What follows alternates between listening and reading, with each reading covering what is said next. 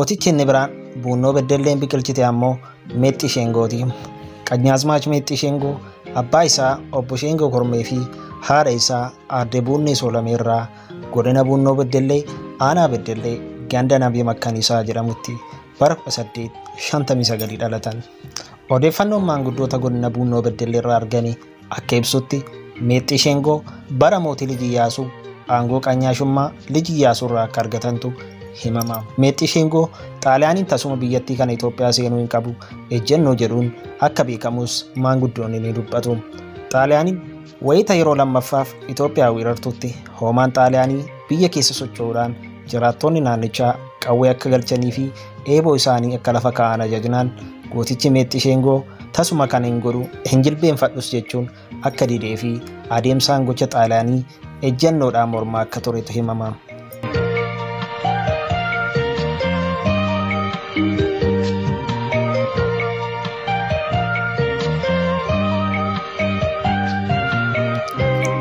Ergamaa Xaaliyaanii kan turee fi yeroo sana Buunnoo bulchaa kan ture Dr. Kaaraabiloon konkolaataadhaan magaalaa Beddellee keessa bakka laga Abbaa Bokkuu jedhamuun beekamutti osoo imalaa jiruu Qanyaazmaach Meexxii Sheengootii wajjin akka tasaa wal arge. Meexxii Sheengoo yeroo sana gaangee yaabbatee eeboo fi gaachana isaa immoo ergamtuu isaa baachisiifatee osoo jiruu ture kan Dr. Kaaraabiloo waliin laga Abbaa Bokkuutti wal arge. Haalaa fi adeemsa gooticha Meexxii Sheengoo argee kan hedduu aare Dr. Kaaraabiloonis akkana jechuun Qanyaazmaach Meexxii Sheengoo gaafate. Ati eenyuun caaltee eeboo nama baachifattee deemta jedhee gaafateen. Qanyaazmaach Meexxii Sheengoonis maaliif doktarichi Xaaliyaaniin kun akka kana jedhe waan hubateef dubbiin qoolaa isaaf haa galtuuf jedhee deebii inni kenneefis akkas kan jedhu ture. Saree maraatu tokkotu biyya ishee dhiiftee biyya namaa keessa olii gad roorrifti ishee ofirraa ittisuuf jedheetaan eeboo koo baachisee adeemaa jedhee deebiseef. Doktarichis deebii Meexxii Sheengoon deebiseetti dhibamaa akkam gootee saree maraatuu kan ofirraa ittista jedhee yoo gaafatuun Qanyaazmaach Meexxiin meeshaa gootummaa qabsoo isaa manne isaatii baasee akkas godhee jedhee yoo isatti haggaamu achumaan Dr. Xaaliyaanii kun naasuudhaan qabame. Meexxii Sheengoodhaanis si fayyameera jedhee akka bira darbe ragaaleen ni ibsu.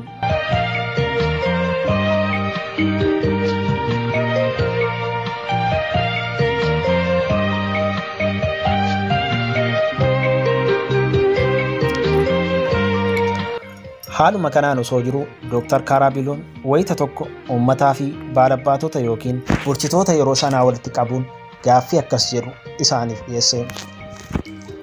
Mootiin mootii caalu eenyudha?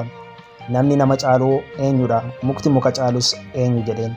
Kana malees mootummaan Xaaliyaanii fi Itoophiyaa wal lolanii isin jaarsummaaf yoo dhaqxan maal jettanii araarsitu jedhee isaaniin gaafate. Meexxii Sheengoos bulchitoota waliin waamicha kanarratti argamee kan ture ta'us Dr. Kaaraabiloon deebii Meexxii Sheengoo kanaan dura naannoo laga Abbaa Bokkuutti isaaf deebisee yaadachuun Meexxii Sheengoo maree kana keessaa akka gadi ba'u ajajee ati maraatuudha hirmaachuu hin dandeessu gadi ba'i jechuun Meexxiin Sheengoo akka inni gadi ba'u godheen. Yeroosuma Meexxii Sheengoos isaan keessatti dhiisee gara alaatti gadi ba'e.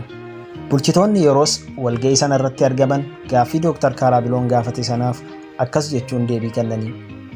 Namni nama caalu Xaaliyaaniidha. Mukti muka caalu birbirsa. Xaaliyaaniinis yeroo hundumaa Itoophiyaa bittee haa bulchitu jechuudhaan deebisaniif.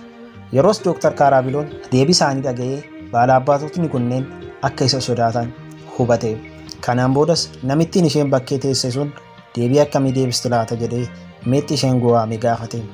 Meexxii Sheengoos mukti muka caalu muka hanquudha jedheen. Sababni isaas hanquun ija isaa yoo daakteeruutti isa furdaa akka keetii kana teessisaa jedheen. Namni nama caalu ammoo nama biyya keenyaati jedheen. Osoon jaarsummaa ergamee namni biyya kanaa biyya isaa ofii isaatiin haa bulchu. Xaaliyaaniin biyya keenyaa ammoo gadhiiftee haa baatu. Biyya isheettis immoo haa deebitu jedhee murteessa jedheenii doktaricha mataa bowwuutti kaasee biraa qajeelee.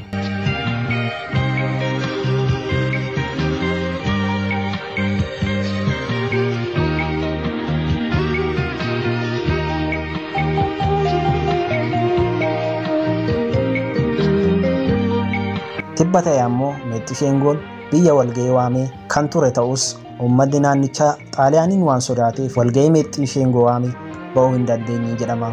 sodaaf gocha uummata isaatti waan dallaniidhaafis Meexxisheengoon murtoo tokko fudhates jedhama.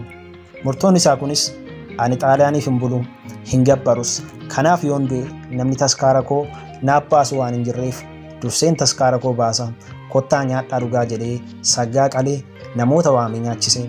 Kanaan boodas qabeenya qabu hunda mana isaa keessaa gadi bu'ee gara cooraatti ergee qawwee qabatee bosona akka seene maanguddoonni godinichaa ni dubbatu.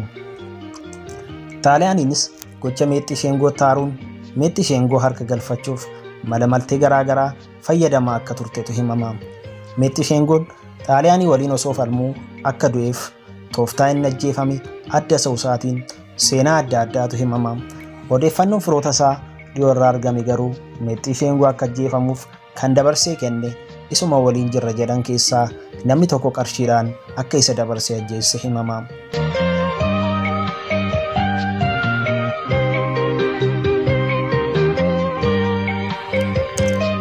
Meexxisheengoo guyyaa gaaf sanaa lola Xaaliyaanota irratti baneen aanaa Beddellee yeroo ammaa karaa Qoolloo Sirrii jedhamu adeemamuun dhahatee lolaa akka turee fi loltoota jala deemtoota Xaaliyaanii hedduu akka biyyarraa faccisee fi hedduus galaafate seenaan ni ibsa.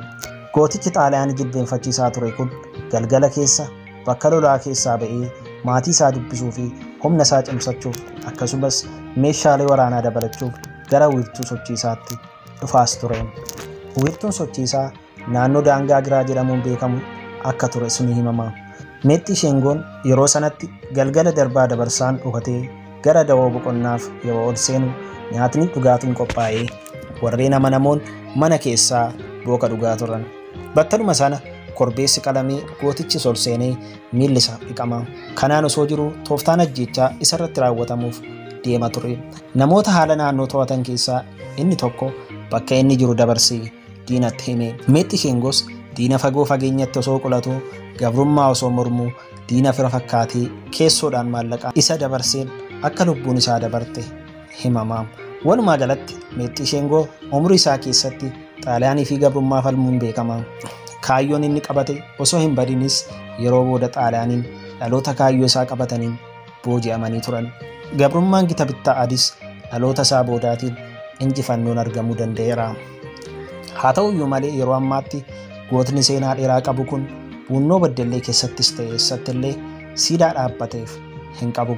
Sochii xiqqaa eegalameen manni barnootaa qophaa'inaa Beddellee maqaa isaatiin akka waamamu kan ta'e qofadha.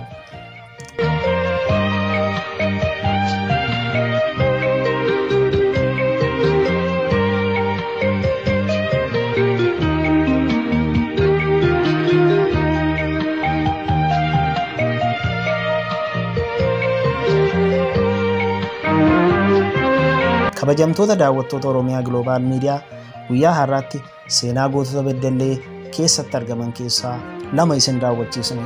Asumaan xumurraa torban itti aanutti ammoo qophii biraatiin walitti deebina. Hanga torbanitti torban gaarii.